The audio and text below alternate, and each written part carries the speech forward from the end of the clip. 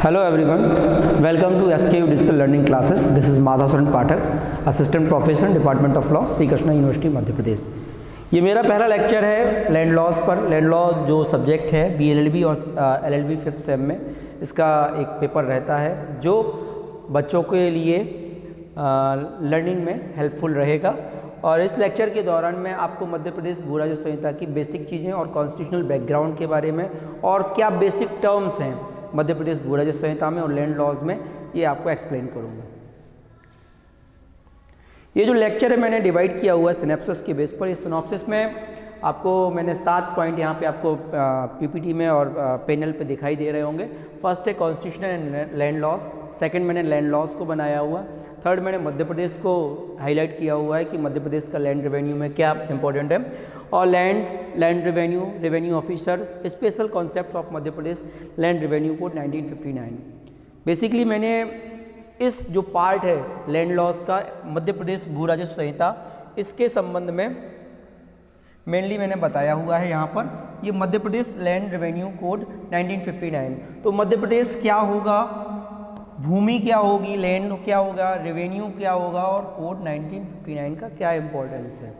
ये ऐसी विधि है जो आज की डेट में सबके लिए जानकारी होना इसमें आवश्यक है, क्योंकि आज हम ज़मीन खरीदते हैं, ज़मीन बेचते हैं या कोई भी कॉन्सेप्ट करते हैं, और मध्य प्रदेश के अंतर्गत आने वाली सारी भूमियों का कैसे उसका उपयोग होगा, कैसे वो आगे ट्रांसफ़र होगी, कैसे उसमें और टेक्निकल चीज़ें क्या होंगी, ये सारी चीज़ें MPLRC बताती है। जिसको MPLRC का नॉलेज पूरा होता है तो आपको बता दूं, लॉ फील्ड में वो खाली नहीं बैठेगा, उसके पास पर्याप्त काम रहेगा। चाहे तो अर्निंग के लिए भी एक अकेला सब्जेक्ट है जो आपको अर्निंग दे सकता है, और लॉ फील्ड में इसका बहुत ज़्यादा इंपॉर्टेंस है।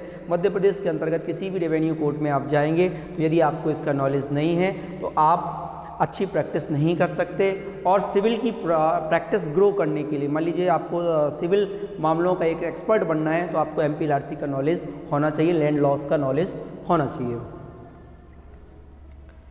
और इस टॉपिक में मैं आपको केवल लैंड लॉज की बेसिक चीज़ों के बारे में बताऊंगा, कॉन्स्टिट्यूशन के बैकग्राउंड के बारे में बताऊंगा, साथ ही आप लोगों को क्या रेवेन्यू होता है, क्या लैंड होता है और मध्य प्रदेश में उसका क्या इंपॉर्टेंस है। जैसे यहाँ पे आप MPLRC जब पढ़ोगे तो 2 प्रकार की लैंड के बारे में विशेष रूप से आप पढ़ोगे, ऑक्यूपाइड लैंड और अनऑक्यूपाइड लैंड, दखल रहित और दखल युक्त भूमियों के बारे में। So next slide is about constitution and land law.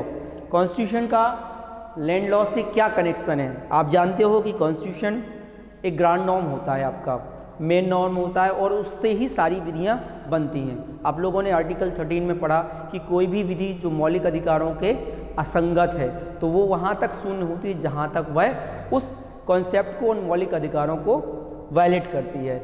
Constitution और लैंड लॉ का एक बड़ा ही कनेक्शन है, और यूँ कहें कि कॉन्स्टिट्यूशन तो सारी विधियों की उत्पत्ति ही है। पहला मैंने लिखा है आर्टिकल 19(1)(f)।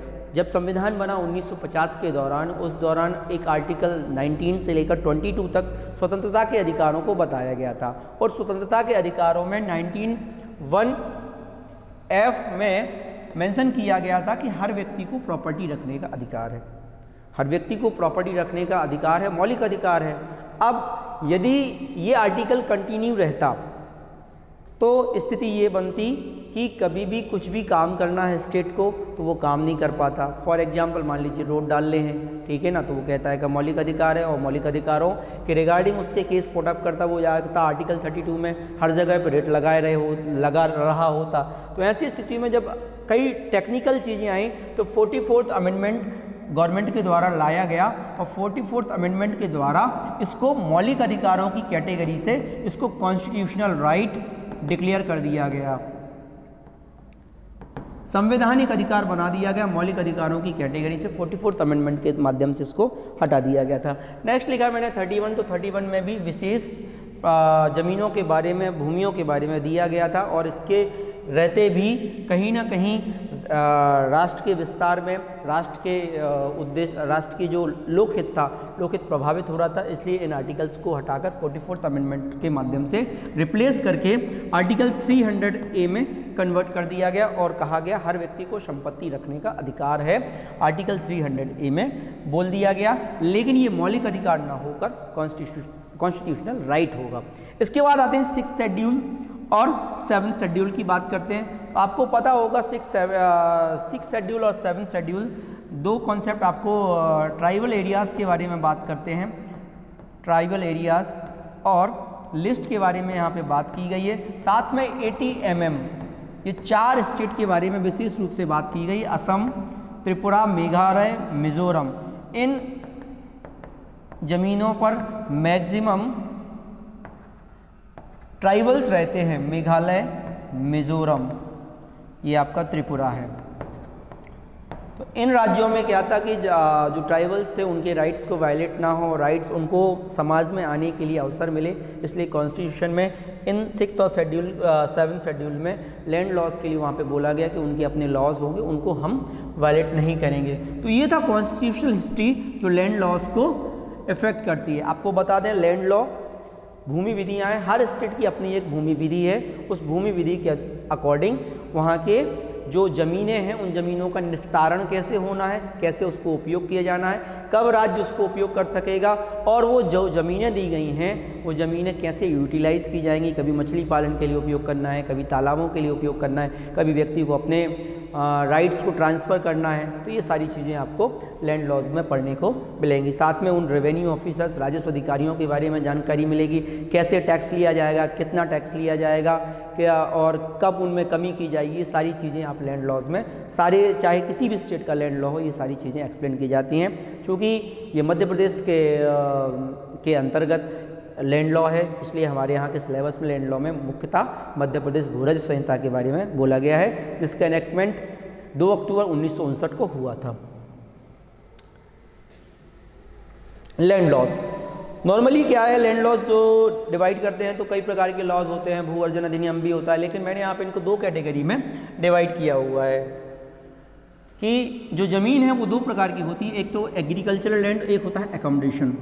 तो आप इस जो लैंड लॉज का ये जो पेपर है, इस पेपर में आप 2 एक्ट पढ़ने जा रहे हो, एक एमपी एकोमोडेशन कंट्रोल एक्ट और एक पढ़ने जा रहे हो आप एलआरसी। यहाँ पे मैंने इसको इस हिसाब से किया है कि ज़मीनें भी आप यदि डिवाइड करो लॉज के अकॉर्डिंग तो 2 प्रकार की होती है, एक होती है कृषि भूमि, एक होती है स्थान संबंधी रेंट कंट्रोलिंग वाली भूमि, इसलिए मैंने इसको लिखा है लैंड एग्रीकल्चर। इसको डील करेगा एमपी एलआरसी।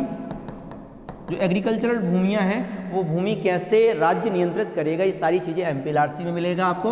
और एकोमोडेशन में आपको रेंट कंट्रोल के संबंध में लॉज बताए गए हैं, जिसको बोले गए एमपी एकोमोडेशन कंट्रोल एक्ट। इन दोनों ही लॉज को आपको लैंड लॉ में इस सिलेबस के अकॉर्डिंग पढ़ना है, और दोनों ही सब्जेक्ट आपके सिविल जज के लिए भी इंपॉर्टेंट है। यदि आप मध्य प्रदेश सिविल जज में बैठते हैं तो यहाँ पर भी आपको इनका अध्ययन करना होगा।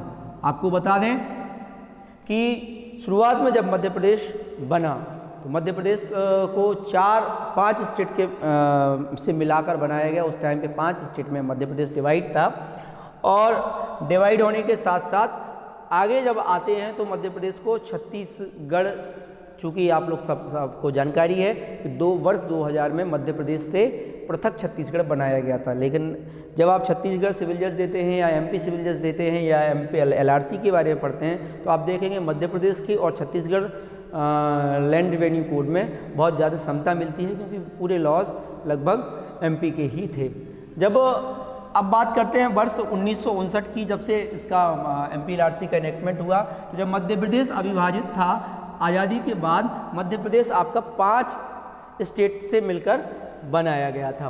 पहला था महाकौशल, जो आजकल जबलपुर क्षेत्र होता है, दूसरा मध्य भारत, तीसरा भोपाल, विंध्य प्रदेश, सिरोंज। इन 5 एरियो में अलग अलग जो भू राजस्व की व्यवस्था की गई थी कि राजस्व कैसे लिया जाएगा, कैसे भूमियों का निस्तारण होगा, इन सारी चीज़ों में 5 स्टेट में अलग अलग नाम हुआ करते थे भूमि स्वामियों के। जो भूमि स्वामी होते थे ज़मीनों के, उनके अलग अलग नाम होते थे, अलग अलग तरीके से टैक्स लिया जाता था। इन 5 स्टेटों में सिमिलरिटी लाया जाए कि रेवेन्यू जो हो वो सिमिलर हो और लोगों को कम नियमों में अधिक सुविधाएं प्राप्त हों। इस विषय में मध्य प्रदेश भू राजस्व संहिता को 5 स्टेट से मिलाकर सीधा मध्य प्रदेश बनाया गया, और इनकी लैंड लॉज थे उनको समराइज करके मध्य प्रदेश भू राजस्व संहिता की इनेक्टमेंट किया गया।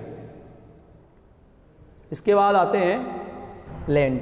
मैंने सुविधा की दृष्टि से इस प्रकार के 2 प्रकार की भूमियों के बारे में मध्य प्रदेश भू राजस्व संहिता को जब आप पढ़ेंगे तो यदि इन दो कैटेगरी से आप पढ़ते हैं तो आपको पढ़ने में आसानी हो जाएगी, चैप्टराइजेशन में आसानी हो जाएगी। जैसे अभी वर्तमान में MPLRC में 19 चैप्टर हैं, यदि आप इस वे से पढ़ते हैं, आपको इसको पढ़ने के कई प्रकार के तरीके हैं। लोग बाग MPLRC कम पढ़ते हैं या सिविल जज कॉम्पिटिशन में अलग अलग स्टेट में अलग अलग MPLRC होने के कारण बहुत सी कोचिंग में इनको नहीं पढ़ाया जाता है। रीज़न क्या रहता है, क्योंकि हर जगह के लैंड लॉज अलग होते हैं और पढ़ाने में जो फैकल्टी होती है वो इंटरेस्टेड नहीं होती है। लेकिन चूंकि हम आप मध्य प्रदेश में बिलोंग करते हैं और हम आगे जाके एक अच्छा एडवोकेट बनने वाले हैं, जज बनने वाले हैं, तो हम लोगों को इन लैंड लॉज के बारे में आवश्यक जानकारी होनी होगी। यदि लैंड की बात करेंगे तो चाहे मध्य प्रदेश हो चाहे उत्तर प्रदेश हो, ये दोनों ही कोई भी प्रदेश हो, उनमें दोनों प्रकार की ज़मीनों की बात की जाएगी। एक बात की जाएगी ऑक्यूपाइड लैंड, जिसको बोलेंगे हम दखल युक्त भूमि। अब ये दखल युक्त वर्ड आता है, एक बोला जाता है दखल रहित भूमि। तो हिंदी में या इंग्लिश में दोनों में आपको क्लियर हो जाएंगे। जैसे दखल युक्त बोलते हैं तो दखल युक्त का मतलब है दो वर्ड से बना हुआ है। ऐसा कोई व्यक्ति है जिसका कुछ दखल है, ऐसी एक प्रॉपर्टी है जिसमें किसी ना किसी व्यक्ति का दखल है, मतलब ये प्राइवेट लैंड की बात कर रहे हैं। और दखल रहित भूमि वह भूमि जो बिना दखल के है, तो ये हो सकती है, ये दखल रहित जो भूमि होंगी। यहाँ पर जो MPLRC में प्रोविज़न दिए गए हैं वो यही प्रोविज़न दिए गए हैं कि जिन पर शासन की है, जो शासन की भूमि है वो अनऑक्यूपाइड लैंड है, और जो प्राइवेट व्यक्तियों की भूमि है वो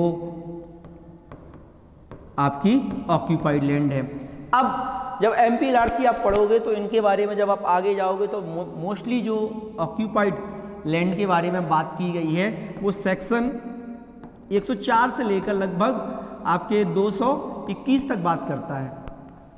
सेक्शन 104 से लेकर 221 तक जब आप जाएंगे तो वहाँ पर आपको नामांतरण मिलेगा, रिकॉर्ड सुधार मिलेगा, सीमांकन मिलेगा, भूधारी कौन होंगे, भूमि स्वामियों के बारे में बताया गया, कब रेवेन्यू कम कर दिया जाएगा, बंटवारा मिलेगा आपको। इसके अलावा आपके गवर्नमेंट लीज के बारे में बात की जाएगी। आगे चलकर आप जाओगे तो वहाँ पे एलुवियन डाइलुवियन की बात की जाएगी, और आगे जाओगे आपको तो खातों की चकबंदी के। तो ये सारे जो प्रोविजंस आपके 104 से 221 पढ़ने वाले हैं, ये प्राइवेट भूमि के बारे में आप पढ़ेंगे। जिनको ऑक्यूपाइड लैंड है, कहीं ना कोई ऑक्यूपाई किए हुए हो, प्राइवेट व्यक्ति ही होगा। जब दखल रहित भूमि की बात आएगी तो ये शासन संबंधी भूमियों के बारे में आप सोचो, पहाड़ हैं, राज्य शासन की भूमियाँ, आप देखोगे कि बंजर भूमियाँ हैं, कुछ तालाब हैं, कुछ झील है, आबादी की भूमियाँ, ये सारी भूमियाँ किस में आएंगी? अनऑक्यूपाइड लैंड में आएंगी, जिनके बारे में आपको MPLRC में पढ़ेंगे। अगर पढ़ेंगे तो बहुत इंटरेस्ट भी पैदा होता है, और यदि ऊपर से देखते हैं तो MPLRC बड़ी बोरिंग लगती है। लेकिन जब आप एक कलेक्टर बन के सोचते हो कि कलेक्टर को क्या क्या काम करने हैं, एक SDM बन के सोचते हो एक SDM के क्या काम, आपको बता दें कि रेवेन्यू ऑफिसर के जो भी काम है वो MPLRC से गवर्न होते हैं। यदि MPLRC का आपका अच्छा नॉलेज है तो आप बहुत कुछ अच्छा कर सकते हो, चाहे आप सामाजिक गतिविधि में चले जाओ, चाहे आप लीगल गतिविधियों में रहो, किसी भी गतिविधि में रहेंगे MPLRC का नॉलेज आपको होना आवश्यक है।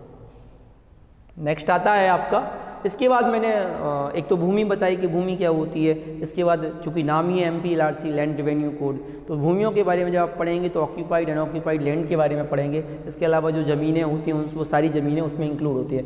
नेक्स्ट आता है रेवेन्यू। तो मध्य प्रदेश भू राजस्व संहिता, भूमि के बारे में आपने जान लिया, राजस्व क्या होगा, रेवेन्यू क्या होगा, उसके बारे में डेफिनेशन सेक्शन 2 में दी गई है। और सेक्शन 2 के अकॉर्डिंग कोई भी मनी है जो स्टेट गवर्नमेंट को आप दे रहे हैं, कोई पर्टिकुलर प्रीमियम दे रहे हैं, रेंट दे रहे हैं, ये सारी चीज़ें आपकी रेवेन्यू के रूप में, लेकिन ये पेमेंट किसको जाएगा? स्टेट गवर्नमेंट को। तो लिखा हुआ है all money payable to the state government for holding land and includes premium, rent, lease money, quit rent and other cognate variation of these expressions. तो कोई भी पेमेंट कर रहे हो आप स्टेट को किस ज़मीन को होल्ड करने के लिए, वो सारी चीज़ें रेवेन्यू हैं। आपको यहाँ पे एक चीज़ और एक्सप्लेन करना चाहूँगा कि आप लोगों ने सुना होगा कि कोई भी ज़मीन है अलग अलग व्यक्तियों की, मेरे पास भी ज़मीन है तो ये मेरी ज़मीन है। तो आपको बता दें MPLRC का सेक्शन 57 कहता है कि सभी भूमियाँ राज्य की होंगी। अब आप कहो कि सभी भूमियां राज्य की हैं, तो हमारे नाम क्यों चढ़े हुए हैं उन खसरा नंबरों में, उन रिकॉर्डों में? इसलिए चढ़े हुए हैं क्योंकि आप एक रेंट होल्डर हो। किस ज़मीन का किसको रेंट देना है, किसको टैक्स देना है, उसके कारण आपके नाम चढ़े हुए हैं। अब आप कहो कि ये ज़मीनें तो हम लोगों के नाम ट्रांसफ़र क्यों की जाती हैं? तो ट्रांसफ़र इसलिए की जाती हैं कि हमारे जो दादाजी वगैरह को जब व्यवस्थापन हुआ था उस टाइम पे MPLRC बनी थी तो सबको ज़मीनें मिली थी।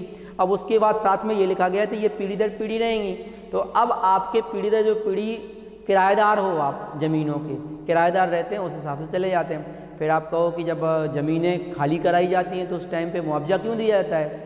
तो मुआवजा इसलिए दिया जाता है क्योंकि आपके साथ एक एग्रीमेंट हुआ था स्टेट गवर्नमेंट ने कि ज़मीनें आपको दी गई थी। अब कोई जो एग्रीमेंट ब्रीच करता है तो वर्तमान रेवेन्यू व्यवस्था के अनुसार, जो रेवेन्यू व्यवस्था होती है उस रेवेन्यू व्यवस्था के अनुसार आपको टैक्स के अकॉर्डिंग, फॉर एग्जांपल जैसे अभी बमीठा या यहाँ से 4 लाइन का रोड का निर्माण हुआ, ठीक है, कई एग्रीकल्चर ज़मीनें चली गई, उसके बाद उनको मुआवजा राशि दी गई।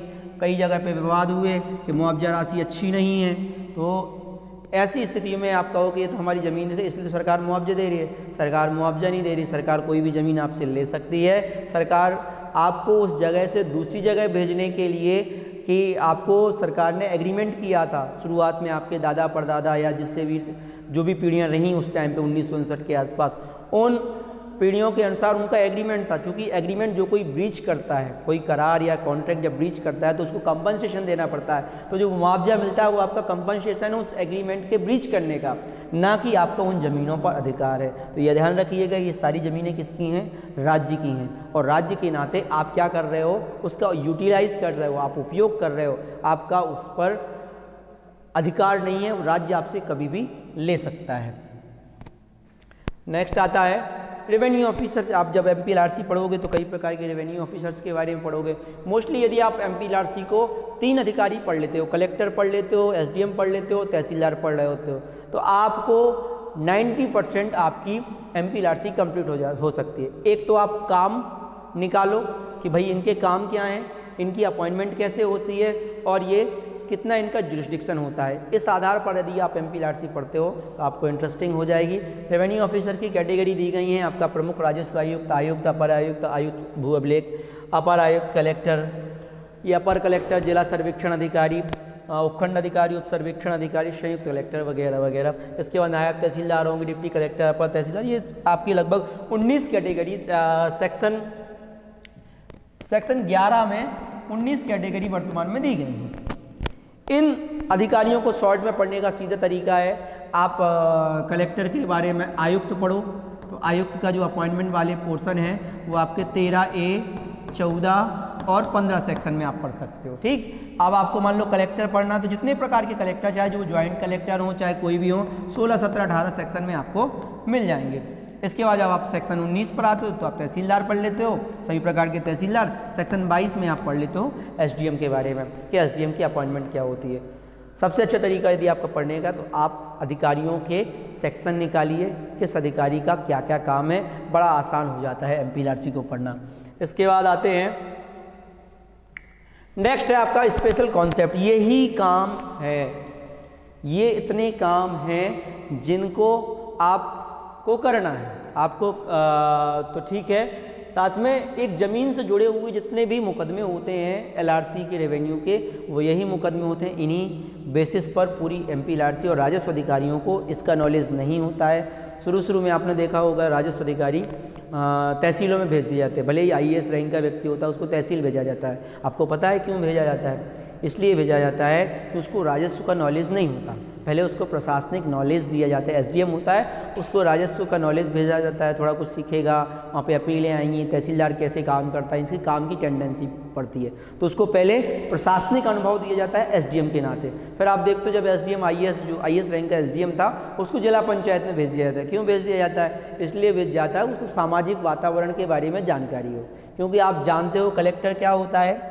ज़िले का मुखिया होता है। तो ज़िले का मुखिया होता है तो उसको लॉ भी पता होना चाहिए और सामाजिक चीज़ें भी पता होना चाहिए। इस सामाजिक चीज़ों को पता करने के लिए इनको दोनों एटमॉस्फेयर में भेजा जाता है। फिर जैसे ही जिला पंचायत का कार्यपालन अधिकारी के बाद उसको सीधा कलेक्टर बना दिया जाता है। तो आप चाहे PSC करो, चाहे सिविल जज बनो, इसमें आपको MPLRC पढ़नी पड़ेगी। इसमें मेनली जो कॉन्सेप्ट हैं वो ये हैं, काम जो हैं जैसे रेवेन्यू सर्वे, जब से भारत आज़ाद हुआ उसके बाद एक टैक्स व्यवस्था लगाई, लेकिन समय समय पर टैक्स की, रेवेन्यू की कितना कम होना है, कितना बढ़ना है, कब उसको नहीं लिया जाना है, इसके लिए रेवेन्यू सर्वे होते हैं। तो रेवेन्यू सर्वे के बारे में आप लोग यहाँ पे पढ़ेंगे MPLRC के अंतर्गत, और MPLRC के सेक्शन 61 से 77 तक सर्वे के संबंध में बताया गया है कि सर्वे कौन करेगा, कैसे करेगा, यदि सर्वे छूट गया है तो सर्वे उस स्थिति में कौन करेगा। एक आता है इसमें म्यूटेशन, बड़ा ही कॉमन नाम है नामांतरण। हर व्यक्ति को नामांतरण पता है, ठीक है, इसी को बोल देते हैं बुंदेलखंडी लैंग्वेज में दाखिल खारिज, ठीक है। ये कॉमन, बड़ा कॉमन वर्ड है दाखिल खारिज का। ये बड़ा सिंपल है और बड़ी आसानी से बता दिया जाता है, और ये एक नामांतरण वर्ड आता है। ये दोनों वर्ड एक ही है, म्यूटेशन इंग्लिश में बोलते हैं, नामांतरण एक उसकी लैंग्वेज है, और आम बोलचाल की भाषा में हम दाखिल खारिज बोलते हैं। ये आपके सेक्शन 109 और 110 में इस पर स्पेसिफाई किया हुआ है कि नॉर्मली तो आपको पता होगा कि ज़मीनें, एक और यहाँ पे कॉन्सेप्ट आपको बताना चाहूँगा, एक स्वत्व होता है और एक होता है नामांतरण, ठीक है। नामांतरण का जो उद्देश्य है वो ये है कि अभी तक कोई टैक्स देता रहा है, अब कौन टैक्स देगा। फॉर एग्जांपल मेरी पिताजी की ज़मीन थी, मेरे पिताजी ख़त्म हो गए, तो वो उसके बाद मैंने उस ज़मीन का नामांतरण अपने नाम पे करा लिया, क्योंकि अब पिताजी नहीं रहे, तो अब पिताजी की जगह पर टैक्स कौन देगा, मैं दूंगा। तो ये नामांतरण होता है, इसको बोलते हैं नामांतरण। आप दो प्रकार से बोल सकते हैं, एक होता है फौती नामांतरण, ठीक है, फौती मतलब कोई ख़त्म हो गया है, मृत्यु के बाद नामांतरण होता है, और एक होता है रजिस्टर्ड सेल डीड के माध्यम से, रजिस्टर्ड सेल डीड के माध्यम से, और एक आप बोलेंगे एक वसीयत के माध्यम से भी नामांतरण होता है। नामांतरण 3 प्रकार से होते हैं, जब कोई उसके परिवार के लोग बाग खत्म हो जाते हैं तो फौती नामांतरण होता है, और यदि आप कोई रजिस्टर्ड सेल डीड के माध्यम से या अन्य माध्यमों से, अब अन्य माध्यम कौन से होंगे सेल डीड के, आप कोई भी जिसमें आपको स्वत्व अर्जित होता है वो रजिस्टर्ड ही होता है, चाहे वो विक्रय हो, चाहे वो बंधक हो, चाहे वो पट्टा हो, चाहे वो विनिमय हो, चाहे वो दान हो। इसके अलावा वसीयत के माध्यम से प्रॉपर्टी अंतरित होती है, या फिर सक्सेशन के माध्यम से, उत्तराधिकार के माध्यम से आपको ये संपत्तियां मिलती हैं। अब संपत्तियां मिल गई हैं तो राज्य में, चूँकि वो संपत्तियां हैं राज्य की, मैं बता चुका हूँ पिछले सेक्शन 57 में, यदि संपत्तियां आपको इन माध्यमों से अर्जित हुई हैं तो उनके नाम रिप्लेस होंगे। अब क्या खसरे में जो एंट्री है वो आपको स्वत्व प्रदान करती है। एक वर्ड मैंने आपको बताया आपको स्वत्व के बारे में, क्या टाइटल ट्रांसफ़र हो जाता है कि जैसे नामांतरण हुआ तो क्या वो ज़मीनों के आप मालिक हो गए, आप भूमि स्वामी के नाम हैं आपके वहाँ पे।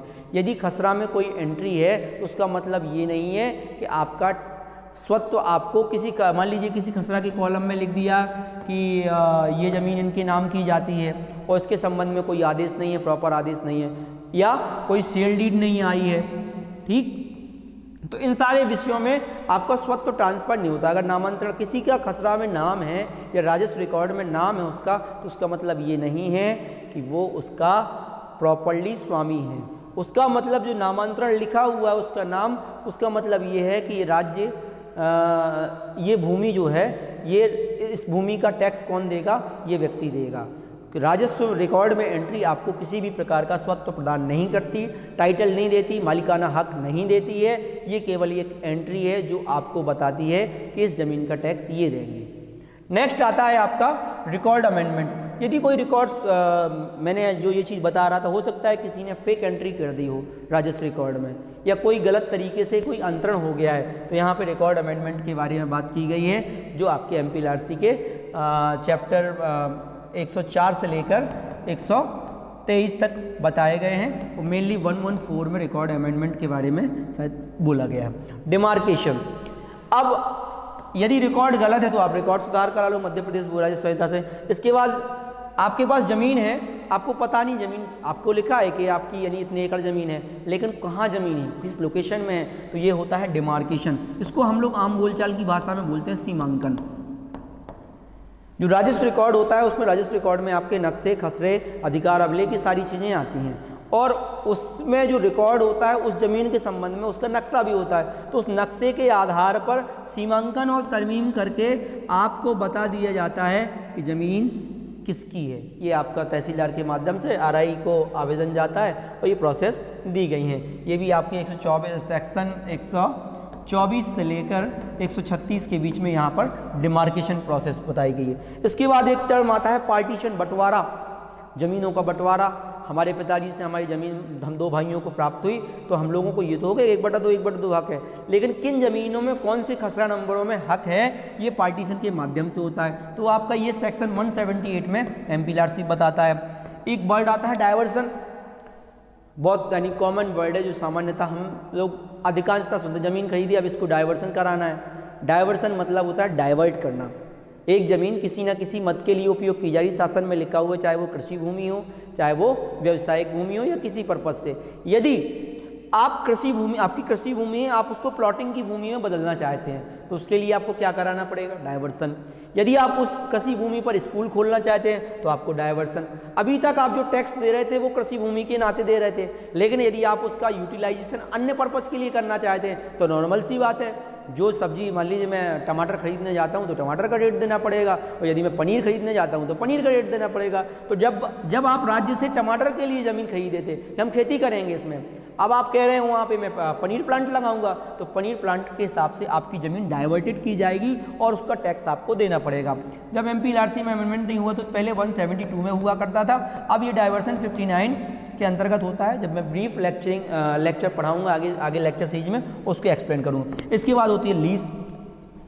तो नॉर्मली जो लीज यहाँ पे बताई गई है वो पट्टे की भूमियों के बारे में, वो गवर्नमेंट लीज के बारे में यहाँ पे एक्सप्लेन किया गया कि गवर्नमेंट लीज कैसे दी जाएगी। क्या लीज की भूमि विक्रय की जा सकेगी? हाँ, विक्रय तो की जा सकेगी, लेकिन कलेक्टर की परमिशन से किया जाएगा। ठीक है, ये सारी चीज़ें अभी जब लेक्चर सीरीज आगे बढ़ेगी तब बढ़ेंगे। एक आता है वर्ड कंसोलिडेशन ऑफ होल्डिंग्स, खातों की चकबंदी। अब मेरे पिताजी की ज़मीन रही और मेरे पिताजी के कई संतानें हो गई, आगे चल के पीढ़ी बढ़ गई, तो क्या हुआ, मुझे टुकड़ों में कई जगह पे ज़मीन मिल गई। अब उसका उपयोग करने में मुझे दिक्कत जा रही है या पूरे गांव को दिक्कत जा रही है, तो इसके लिए क्या होता है, कंसोलिडेशन ऑफ होल्डिंग्स का चैप्टर दिया गया है। इस चैप्टर में कलेक्टर के पास उस गांव के लोग या कई गांवों के लोग आपस में मिलकर जाते हैं और कहते हैं इसकी खातों की चकबंदी कर दी जाए जिससे हम एक चक में खेती करने में आसानी हो। उस प्रोविजंस के बारे में भी MPLRC में बताया गया। ये सारी चीज़ें जो थी आपकी, ये ऑक्यूपाइड लैंड के बारे में पढ़ी आपकी, जो दखलयुक्त भूमि थी, मेरी पर्सनल भूमियाँ थी, प्राइवेट भूमियाँ थी, उनके संबंध में पढ़ा। अब बात आते हैं निस्तार अनऑक्यूपाइड लैंड के भूमि के बारे में। ज़मीनें तो सब प्रकार की हैं, चाहे वो शासन की ज़मीनें हों चाहे वो प्राइवेट भूमि। तो शासन की ज़मीनों पे कैसे क्या निस्तारण होगा? पहला वर्ड आता है निस्तार पत्रक। निस्तार पत्रक में बताया गया यदि पहाड़ की भूमि है या आपका जंगलों की भूमि है तो उनका निस्तार कैसे किया जाएगा, उसके संबंध में नियम, मुरम, कंकड़, रेत, लकड़ी, जो भी चीज़ों के संबंध में कैसे उसका यूटिलाइजेशन होगा के बारे में निस्तार पत्रक में बताया गया। इसके बाद आता है एक वाजिबुल अर्ज। ये कितना अच्छा लगता है नाम, वाजिबुल अर्ज। इसमें लग रहा है जैसे जल की फीलिंग आ रही है। तो वाजिबुल अर्ज मतलब जल के बारे में बात करने वाला है। तो तालाब है, मछली पालन है, इन पालनों के बारे में कैसे नियम बनाया जाएगा उसके बारे में बताया गया। अब बात आती है आबादी। आबादी से लगता है कोई ना कोई लोग रहने वाले की बात की जाए, तो ये आबादी की भूमि मतलब ये बड़े विवाद, जब तक अमेंडमेंट नहीं हुआ था इन संबंध में बड़े विवाद हुआ करते थे। फॉर एग्जांपल हम छतरपुर में रहते हैं, यहाँ पर एक कोई ना कोई आबादी का खसरा नंबर होगा, उस आबादी के खसरा नंबर पर कई लोगों के मकान बने होंगे, नगर पालिका उनसे टैक्स लेती है। टैक्स लेने के बाद क्या होता है, ये आबादी चूँकि खसरा नंबर किसके नाम चढ़ा है, गवर्नमेंट के नाम पे, तो बहुत से लोग क्या कर देते थे, शिकायत कर देते थे, कोर्ट में मुकदमे लगा देते थे कि ये सरकारी भूमि पर कब्जा किए हुए हैं। एक तरफ तो वो नगर पालिका मतलब स्थानीय निकाय मतलब परमानेंट राज्य, तो वो भी राज्य थे, उन राज्य को वो टैक्स दे रहे थे।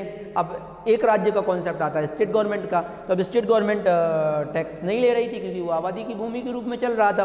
अब इनके विवाद क्या है, जो नेता टाइप के लोग होते थे उनको कुछ ना किसी को परेशान करना है, वो लिख देते थे कि सरकारी ज़मीन पर अवैध रूप से कब्जा किए हुए हैं। तो इस प्रॉब्लम को हटाने के लिए मध्य प्रदेश जो सरकार थी उसने अमेंडमेंट किया। उसने कहा कि मध्य प्रदेश में जो आबादी की भूमियां हैं वहाँ पर जो कोई भी कब्जा कर रहा है या जिसका कब्जा पुरातन काल से रहा है उस व्यक्ति को उसका भूमि स्वामी घोषित किया जाता है। उसको 243 में उन्होंने अमेंडमेंट करके मेंशन कर दिया। तो अब ये जो विवाद थे लगभग 2019 के पहले जो विवाद उठ रहे थे कि आबादी की भूमि सरकारी भूमि और सरकारी भूमि संबंधित कई केसेस न्यायालयों में, हाई कोर्ट में या रेवेन्यू कोर्ट्स में दाखिल हो गए थे। उन केसेस को बड़ी आसानी से गवर्नमेंट के द्वारा निपटा दिया गया है और आबादी की भूमियों में जो भी कब्जा किए हुए था वर्ष 2019 तक उन व्यक्तियों को उस जमीन का भूमि स्वामी घोषित कर दिया गया है। क्योंकि वर्तमान में तो जब हम रजिस्ट्री कराते हैं तो हम खसरा नंबर मेंशन करते हैं प्लॉटिंग की ज़मीनों में, लेकिन पहले की ज़मीनें सीधी आबादी के नाम से जानी जाती थी। तो उन ज़मीनों को क्या बोल दिया गया कि अभी ये आबादी की भूमियाँ हैं, जो व्यक्ति जहाँ पर काबिज है,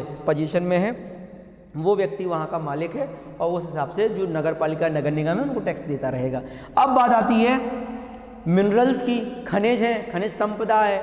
खनिज संपदा में आपकी लकड़ियाँ भी आती हैं या आपके जो खदान, ये सारी चीज़ें खनिज के आ रहे हैं। तो इनका कैसा यूटिलाइजेशन किया जाएगा इसके संबंध में भी MPLRC में बताया गया। इसके बाद आता है डिस्पोजेशन। यदि कोई व्यक्ति अवैध तरीके से कब्जा करता है तो उसको कैसे डिस्पोजेस किया जाएगा, ये सारे टर्म्स आपको मध्य प्रदेश भू राज्य संहिता में पढ़ने को मिलेंगे और बड़ा ही इंटरेस्टिंग सब्जेक्ट है। आगे के लेक्चर सीरीज में एक एक करके अलग अलग और जैसे आपको जल्दी से जल्दी समझ में आएगा और कैसे आप इन प्रोसीजर्स को बड़े सरल तरीके से पढ़ पाएंगे के संबंध में आगे लेक्चर सीरीज रहेगी। उस लेक्चर सीरीज को कंटिन्यू करें आप लोग। मैं आगे के लेक्चर में लेक्चर सीरीज 2 लेकर लैंड लॉ के रिगार्डिंग उपस्थित रहूँगा। आप लोगों ने से वीडियो देखा इसके लिए धन्यवाद।